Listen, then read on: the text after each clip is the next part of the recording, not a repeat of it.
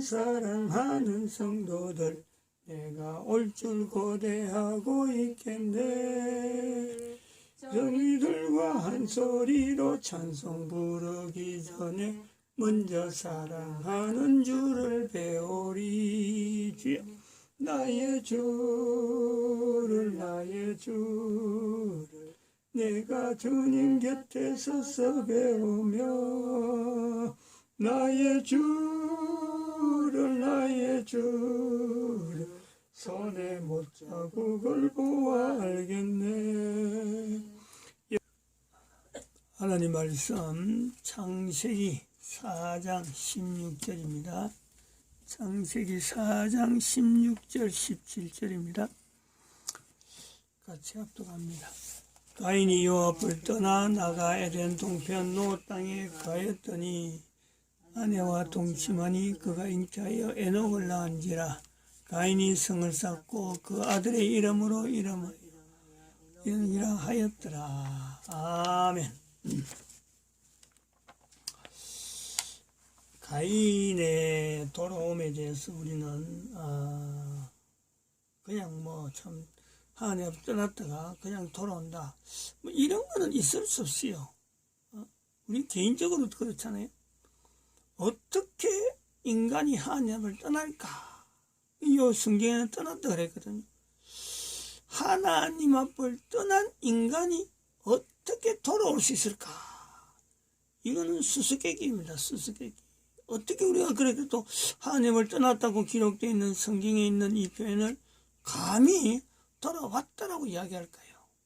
그럴 때 우리가 하나의 돌아올 수 있는 개인도 마찬가지입니다. 지금도 이 구조를 딱 갖다 대면요, 누구든지 가능성이 있다라고 말할 수 있죠. 시편 119편 29절, 128절, 163절. 거지랭이를 내게서 떠나게 하시고 하나님 앞에 간구하는 거죠. 주의 법을 내게 은혜를 베푸소서. 이런 기도를 하는 사람이라면요, 하나님 앞을 떠나 있던, 그래서 내 행위가 거지랭이인 것이 분명하니까 하나님 앞에 돌아가야지, 당연히 나올 수 있다. 당연히 누구든지 가능하죠. 시편 119편 128절. 그러므로 내가 범사의 죄의 법도를 바르게 여기고 모든 거지랭이를 미워하나이다.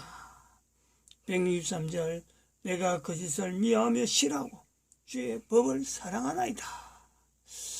특별히 2021년 대한민국의 위치가 인류 전체에서 대한민국 국가 자체가 선지자의 국가, 인류의 기둥으로서 선지자의 국가에 위치해 있다 하는 이런 위치에서 지금 이런 말씀을 나타내고 있습니다.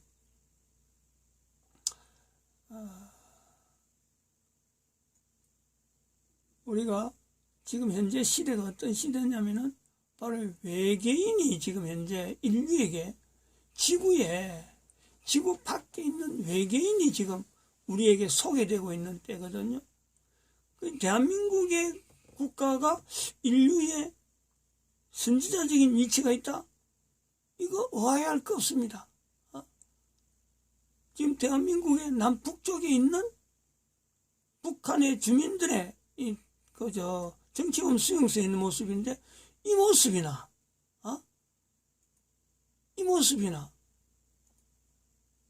별반 다를 바 없어요. 외계인의 자료가 지금 트럼프 대통령에서 지금 이게 공개가 된 거거든요. 한번 봐보십시오. 대한민국의 북쪽이 있다고 사람이 이야기를 듣고 그림을 그린 거예요. 근데 그렸는데 어쩌면 이렇게 같을 수 있어요. 어쩌면 외계인이 있다는 거지. 이렇게 외계인이 전 인류 가운데 소개되는 이때에 참 2020년부터 이 외계인이 소개된 데까지 우리가 달마다 좀 2020년도에는 뭐가 앞으로 내다보고 있을 것이다 하는 생각이 없고, 그냥 있어진 사건만 가지고 하나씩 이렇게 달달이 있는 사건만 갖고 이야기했잖아요. 그러다가 이것이 2021년도에 넘어와서는 너무 지금 가깝잖아요, 지금. 미국 대통령 취임한테 쇼란 말이지. 그 다음에 말라기 주교 예언이 우리가 지난 2일날 우리가 이걸 한번 상고해 봤는데, 이 예언에 따라서 프란시스코 교황대가 112대래요. 112대. 그 뒤로는 교황이 없다라고 예언되어 있는 내용이란 말이에요. 그런데 지금 현재 눈앞에 우리가 귀로 소식을 듣잖아요. 프란시스코 교황이 지금 구금되었다. 이런 때에 외계인의 등장이란 말이에요. 외계인의 등장. 대한민국 국민들이 대한민국 인류 가운데 선지자적인 자리를 갖는다라는 것을요, 의심해서는 안 됩니다. 지금이 그런 거예요. 대한민국 망할 때부터 인류 종말 시대가 대한민국에서 다 지금 선포되어지고, 국가에서 정체성 임마누엘을 복음으로 해라. 이 대한민국에서 다 선포하는 거예요. 응? 그리고 준비는 어떻게 해라, 대체 어떻게 해라. 대한민국에서 나타나는 거예요. 이런 자료를 하나님께서 대한민국 국민들에게 언제부터인가 준비해놨고 하나씩 준비해놨다는 거예요. 응? 그리고 또한 이런 지도, 응? 이런 지도를 2012년을 기준해서 이런 지도, 그래서 모든 인류가 에녹에, 그리고 노아, 에녹은 지금 여기 성경에 있는 오늘 본문에 있었잖아요. 이름 에녹. 같은 이름이에요.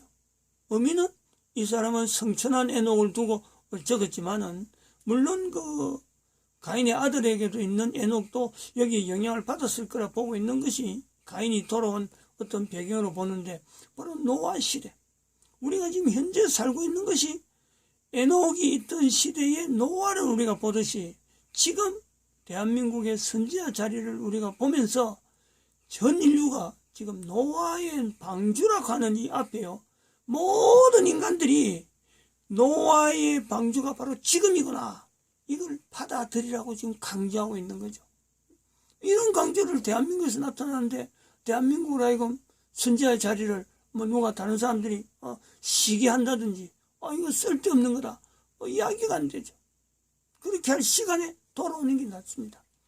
교황이 무릎 꿇는, 교황이 머릿속에 있는 시라는 말이에요. 교황이 이 사람이 바로 프란시스코 교황인데 구금됐다는 거예요.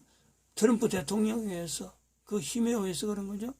그리고 로스차일드 가는 미국을 일종의 식민지로 만드는 영국의 유대인이에요. 유대인. 이게 지금 미국 국민들이 로스차일드를 물리치려고 하는 그런 움직임이 왔어요. 여기 나오는 자료 하나하나가요, 2012년 이전에는 생각지도 못하는, 2020년 이전에는 생각지도 못하는 그런 사건들입니다. 그런 자료들.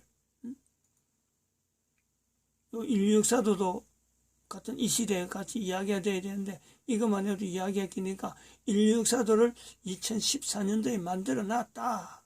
벌써 2012년에 자료를 만들고 2014년에 인류 역사도를 만들어 놨다. 그게 대한민국에서 해놓은 거예요.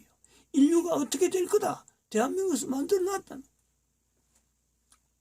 그리고 또한 2020년 작년이죠. 11월 22일은 1517년 이후에 세계사 기록에 있는 예수라는 행적을 다 이거는 바꿔가지고 사탄으로 이름을 전부 다 이거는 계명되기를 하나님 앞에 간구하고 있습니다. 간구. 누가? 대한민국이. 왜?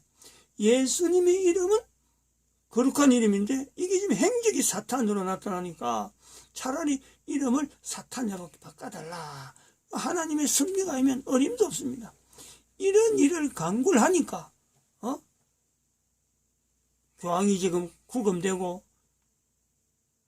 잘 들어가는 그 가문이 지금 드러나는 거예요. 이런 때에 대한민국의 현재 상황이 정치적으로 어떤 형태로 흐르는가, 사회적으로 어떤 사회로 흐르는가, 대한민국은 그럼 참 먹기 좋고 좀 풍요 아닌가 참 태평 세월을 보내는 가운데 이런 이야기를 하는가, 그게 아니라는 거죠. 그 이야기를 한번 들어봅니다.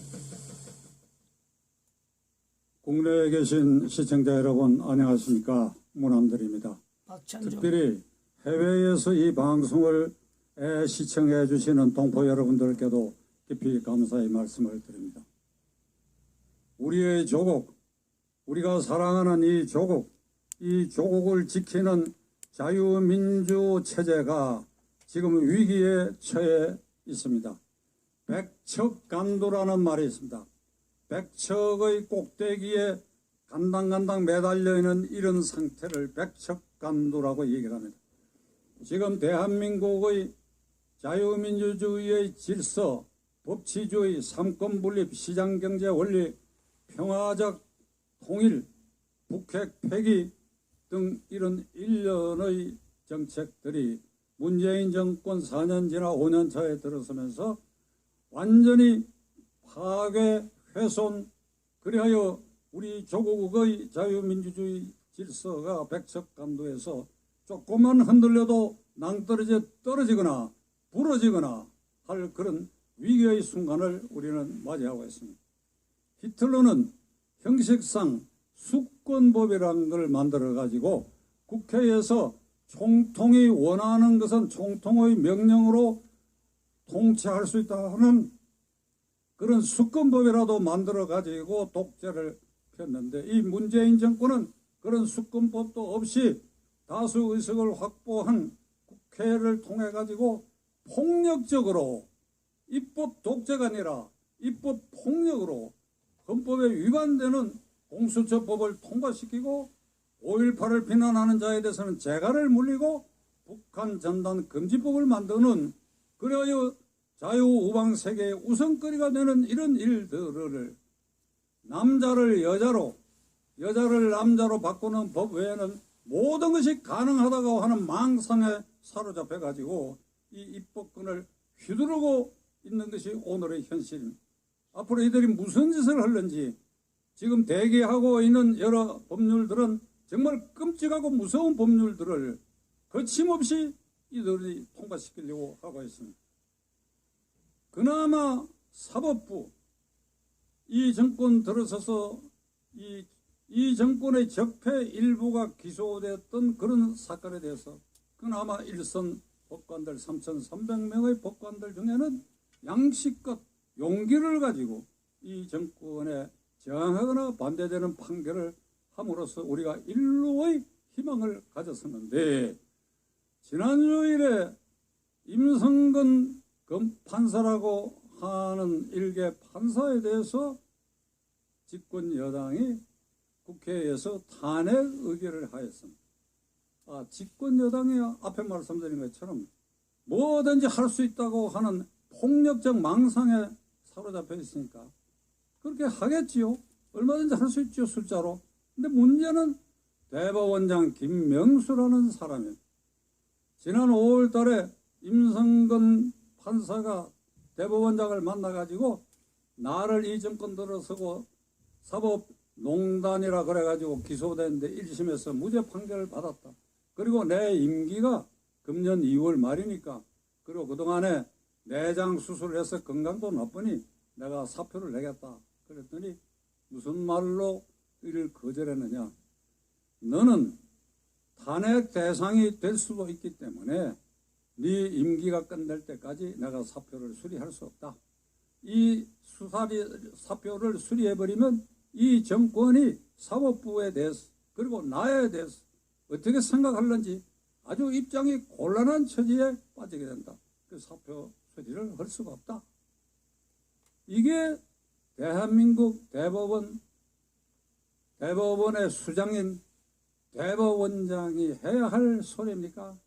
미쳤어. 정신이 나갔어. 이 행태야말로 완전히 휘하의 법관을 문재인 정권의 탄핵의 제물로, 누구는 그렇게 얘기했습니다. 제물이 아니라 뇌물이다. 임성근 판사를 문재인 대통령에게 바치는 뇌물로 바쳐가지고 국회에서 탄핵하게 해서 정권의 불리한 판결을 앞으로 할 가능성이 있는 것에 대해서 족쇄를 채우기 위해서 거기에 대법원장이 발맞춰가지고 사표 처리를 거부하고 탄핵의 길을 열어줬다. 오늘이 토요일입니다. 월요일날 김명수란 자가 출근하는지 안 하는지 지켜봐야 되겠습니다. 만일 출근한다면 저는 지금 제 마음을 다스리고 있는데 화요일날 아침 출근길에 저 혼자라도 가서 한번 막아볼 생각입니다. 저와 제 동료들, 저 이견에 동조하는 사람들, 이런 자가 대법원장 자리에 앉아. 그러니까 이제 문재인 정권은 입법, 행정, 사법부 이 3부를 완전히 장악해버렸어요. 김명수 대법원장이 임성근 판사하고 나눈 그 대화록이 공개되지 않았다고 한다면, 그리고 그 대화록이 없었다고 한다면 임성근 판사가 완전히 거짓말쟁이로 몰릴 뻔한 일이 우리가 모르는 사이에 지나갔습니다. 민주당 실세 의원들은 대법원장을 나무라는 게 아니라 판사가 대법원장하고 면담하면서 어떻게 녹취를 하느냐, 이게 녹취를 하느냐. 일반 판사들이 대법원장을 믿질 않아요. 임성근 판사가 이미 2차례에 걸쳐서 법원 행정처 차장을 통해 사의 표명을 했는데 대법원장이 거부한다고 하니까 그 의도가 의심스럽고 그 의도가 정부 편향적인 것이 명백하기 때문에 증거를 남겨야겠다는 생각으로 녹취를 했는데, 이 녹취를 알았다고 한다면 인간 임성근은 완전히 몹쓸 사람 취급을 받고 거짓말쟁이가 될 뻔했는데, 이 녹취록 때문에 김명수가 거짓말쟁이로 판명됐습니다.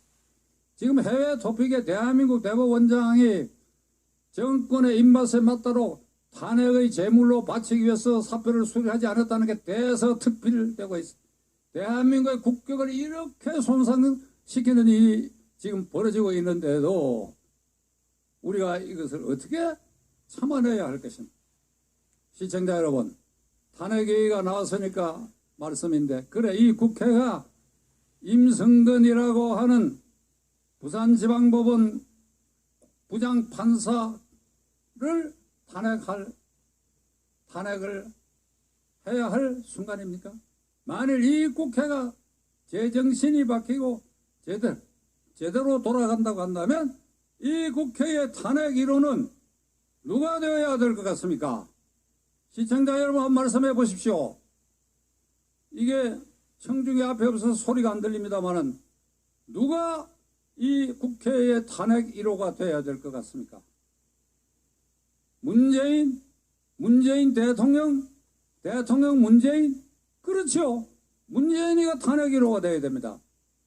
박근혜 대통령이 탄핵될 때에 그는 국정농단 사건으로 수사 착수가 돼가지고 기소도 되지 않고 재판에 회부되지도 않는 상황에서 언론에 보도된 국정농단 사건 그것만으로 따지고 보면 풍문만으로 그는 국회에서 탄핵을 당했습니다. 문재인 대통령은 울산시장 부정선거 사건에 작년 1월달에 13명이 기소될 때 그 공소장에 40배 이상 대통령에 의해서, 대통령을 위하여, 대통령에 의해서 송초로 40년 친구를 당선시키기 위해서 이런 일이 벌어졌다고 공소장에 표시되어 있고, 대전지방검찰청에서 지금 조사하고 있는 울산 원전 1호기 경제성 조작 사건에도 그것이 청와대 지시라고 하는 것이 분명히 나와 있는 이상 요 두 건의 수사 기록과 공소장만 하더라도 문재인 대통령은 탄핵되겠다고 마땅한 일인데 이 국회는 그것을 외면하고 있는 것입니다. 여러분 어떻게 생각하십니까? 박수 소리가 아주 요란하게 들리는. 감사합니다. 이번에 북한에 이 원자력 발전소를 지어주겠다고 하는 문건이 이렇게 폭로되었습니다. 산업자원부에서 작성했던 것이. 그게 암호로 뽀요이스, 이게 뭐 체코 말로 이게 북이라는 뜻인데 북쪽, 노스, 뽀요이스, 그리고 북원추, 북한 원전 추진. 이 문서를 어제 국회에서 국무총리라는 사람이 뭐라고 얘기하는가 하니까 그건 아이디어 차원에서 얼마든지 있을 수 있는 일이다. 이렇게 아주 발뺌을 하는데, 아이디어 차원에서 그래 국장과 과장이 이런 아주 위험한 이 문건을 만들 수 있느냐? 그렇지 않지요. 다 위에서 묵인하거나 지시하거나 종용하거나 최소한으로 장관의 지시라도 받아서 만들어진 게 틀림없습니다. 왜 그러냐? 이 정권은 기본적으로 반미, 항일, 친중, 종북 정권이기 때문에 북한을 위해서는 뭐든지 해줄 수 있다. 남쪽의 원전은 폐쇄하더라도 북한이 원하면 정전협정이 평화협정으로 전환되기 전이라도 종전선언을 하고 제재가 해제되면 원전이라도 눈 딱 감고 지어줄 그러한 속성을 가진 종북 정권이기 때문에 그 분위기에서 이런 문건이 만들어졌다고 한다면 검찰이 철저하게 조사해서 그 윗손은 저 꼭대기까지 분명히 다 있으리라고 저는 확신합니다. 시청자 여러분, 4월 7일 서울시장 선거가 있습니다. 이게 자칫 잘못하면 이 정부 여당의 후보가 당선될 가능성이 굉장히 높아졌습니다. 보궐선거의 성질상 이 투표율이 낮은 데다가 야권이 지리밀렬해서 혼란이 계속되고 있는데 여기에다가 이 정권은 공매도 주식 문제 그리고 주택에 대해서 5년이나 10년 뒤에나 효력이 나올 터무니없는 걸 어저께 발표를 하고 그 다음에 재난지원금을 전 국민이라 그러면 서울, 부산 합하면 그게 벌써 1,500만 명쯤 되니까 그 서울, 부산에 전 국민에게 그리고 선별적으로 자영업자들에게 선거 전에 퍼붓겠다는 겁니다. 이런 모든 수단 방법을 총동원해가지고 이 서울시장 자리를 확보하기 위해서 혈안이 되어 있는데 성공할 가능성이 나는 매우 높다고 생각합니다. 김종인 비상대책위원장이 지도하고 있는 제1야당 국민의힘 당이 지난 1년 동안 제대로 싸웠다고 한다면 어째 민주당이 부산 그리고 서울의 시장 후보를 낼 수 있습니까? 그들의 당헌 당규에는 자당 소속 단체장의 귀책 사유로 보궐선거가 있게 될 때는 절대 후보시킬 수 없다라고 하는 게 명시되어 있는데 문재인 대통령이 야당 대표 시절에 이것을 국민에게 호소해가지고 당헌까지 개정했는데 이걸 당헌을 이번에 개정을 했는데 그 정족수도 부족해요. 누가 시비를 걸면 그 개정이 무효가 될 수 있는데 근데 문재인 대통령이 이 문제에 대해서 이렇게 얘기를 했습니다. 아, 그건 당에서 하는 일이다. 그러니까 모든 것을 안면몰수하고 내로남불이 원칙 없이 가능한 일이면 무슨 일이든지 한다. 무슨 일이든지 한다. 북한의 원전도 지어줄 수 있다. 무슨 일이든지 한다. 자, 이런 정권을 상대로 이제 야당만을 믿고 국회에서 문재인 대통령 탄핵이 될 수도 없고 그리고 백척간도의 자유민주주의 체제가 극단적 위기에 처해있는 이런 순간에 이 대통령의 임기까지 기다릴 수가 없습니다. 하루라도 빨리 청와대에서 내려오게 해야 돼요. 끌어내려오게 해야 돼요. 끌어내려오게 하는 것은 국회의 야당 몫이 아니라 그들은 이미 싸울 이기와 지략과 능력이 상실된 사람. 오로지 헌법상 제1기관인 국민, 대한민국의 주권은 국민에게 있고 모든 권력은 국민으로부터 나온다. 우리 국민이 저항권을 행사하는 것입니다. 이거는 헌법상 보장된 권리입니다. 저항권 행사의 제1회가 돌아오는 3월 1일 코로나로 광화문 광장을 메워놨다 하더라도 뒷골목은 열려있고 전국 방방곡곡에 뒷골목 열려있고 시골의 농로도 열려있고 이게 분출하는 국민들이 지금 백척간두의 조국의 위기라고 하는 것을 깨닫는다고 한다면 우리가 모두 나서서 그 열기를 청와대 쪽으로 향하게 해서 견디지 못하고 문재인 대통령이 걸어 나올 수밖에 없는 상황을 1차로 우리는 3월 1일 날 총궐기에서 해야 할 절박한 순간에 있다는 것을 여러분들에게 호소하는 바입니다. 감사합니다.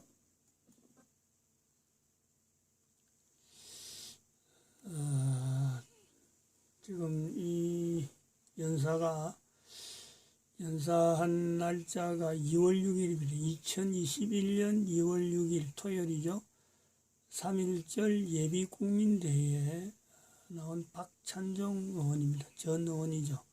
한때 전국을 언론 부분에서 저런 언변으로 전 국민들을 지락펴락했던 그 엄청난 그 파워가 있었던데 지금은 참 나이도 많고 여러 가지 앞선 부분에서 이제 뒤로 밀리는 입장이 있는데, 우리가 아까 말씀한 대로 문재인이라는 사람이 자기의 행위를 보고 거짓 행위에 대해서 미워한다.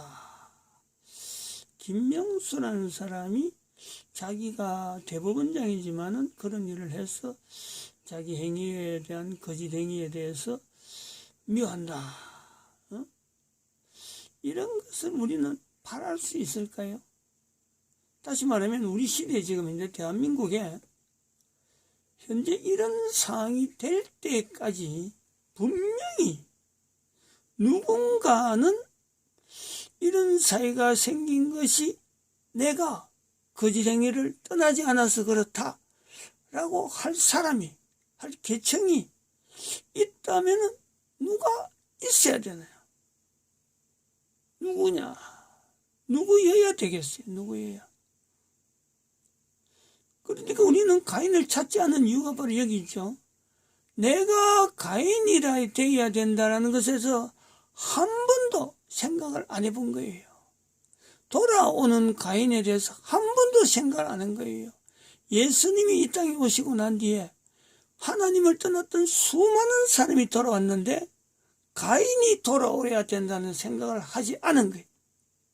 즉 대한민국이 이렇게 백척간두락 하는 이 때를 모든 사람들이 다 알고 있는 때에 아무도 모르는 사람도 있어요. 아직까지 태평세월인 줄 알고 있어요.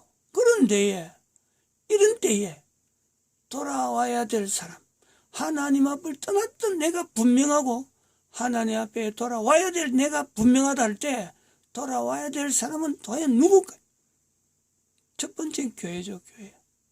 적어도 왜냐하면 선지자, 대한민국은 선지자적인 위치가 있으니까 이 대한민국의 교회, 적어도 교회로 부를 수 있는 목회자 내지는 성도들, 교회에 출입하는 모든 자들이 3.1절 돌아오기를 바라기보다도 자기 스스로가 먼저 가인이 하나님 앞에 돌아가듯이 내 개인이 하나님 앞에 나에게 있는 거짓 행위를 떠나서 하나님 앞에 돌아가는 한 사람 한 사람이 먼저 되어야 하는 것이 이게 선결입니다. 선결. 3.1절 오면은 누가 좀 안 일어서나 이거 기다릴 것이 아니라 내가 돌아가야 돼요. 지금이에요. 지금. 마칩니다. 기도드립니다.